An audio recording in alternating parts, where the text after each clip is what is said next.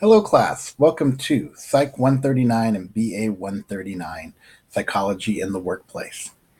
Uh, this is a class around psychology in the workplace, and I'm looking forward to helping you all follow through on this journey of this great and amazing topic.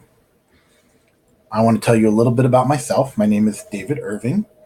I am a marriage and family therapist. I'm a licensed marriage and family therapist, and I have been doing therapy for around 10 years in and around the Bay Area. I currently work at Children's Hospital Oakland, and I've worked at many, many nonprofits. My work is primarily with adolescents and youth. Given that I've worked in different facets of the world of therapy, including having some introduction to management, I will be giving you insights and examples throughout the course of the different kinds of work environments uh, around the therapeutic work environments. Will come from the examples will come from there. Um, but basically, I'm looking. I really love this topic. I love the idea of looking at psychological principles that are used to help better and create more inclusive and supportive work environments. So that's kind of where I'm coming from. You can see more about me on Canvas in my profile, and I'll be reading all about you in your Canvas profiles because that's your assignment for this week is to create your Canvas profiles and introduce yourselves not only to me but to the rest of your cohort.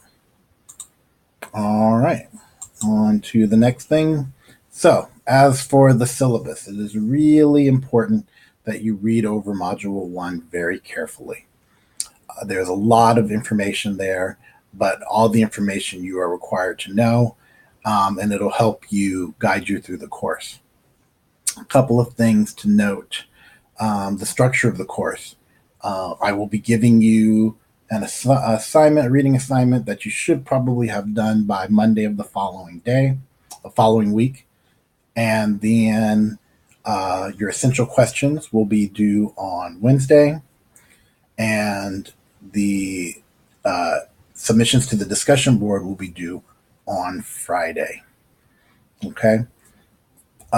It's really important that you keep up and do not fall behind. It is really hard.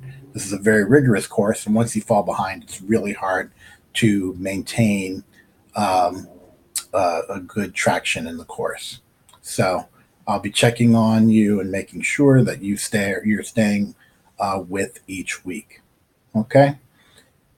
If there's any questions, of course, there's a whole information about how to contact me, Skype, email. Please send me your questions anytime, and I will get back to you as soon as I possibly can. All right, on to the next thing.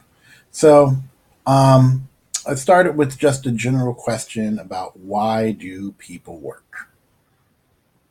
And I'll give you a second to kind of think about that. Why do people go to work in the first place?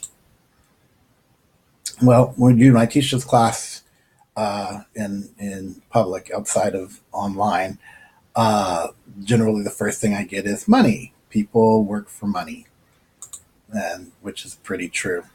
Another thing that pushes people to work is a sense of identity, a sense of self, purpose, and meaning. Is another thing that actively activates people to come to work.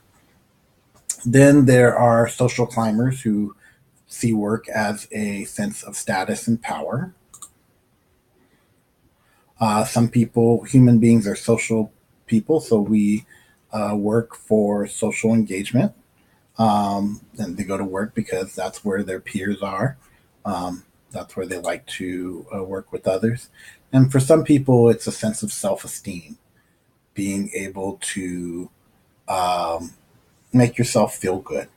A lot of people do altruistic work, and that's what comes up for them. So, which of these is the most prominent? Um, well, once again, when I uh, speaking to a live audience, generally people yell out money.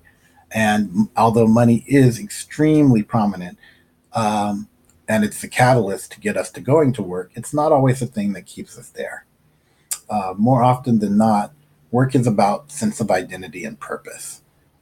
That's what keeps us motivated. And we'll talk about this a little bit more when I get to the topic of motivation. But that's what keeps people in their jobs and helps them do their jobs successfully.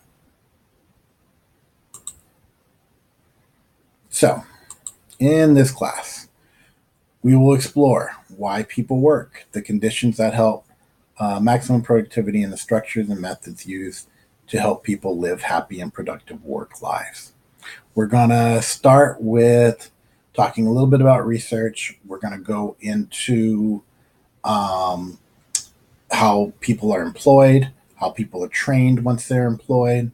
Uh, Once again, the motivation to keep them employed, how to assess their work, how to support them if they are not doing a good job in their work, and then for the third part of the class, looking at the work environment, how to make sure the work environment's safe, how to make sure that it's stress free, how to make sure that it's fair and inclusive, um, and not uh, utilizing oppressive techniques to keep certain people out of the job or keep them from being successful within the job. And then finally, we're going to jump into ergonomics and health while you're at work. All right. So, what is industrial organizational or IO psychology? Well, it's the application of methods, facts, and principles of psychology to people at work.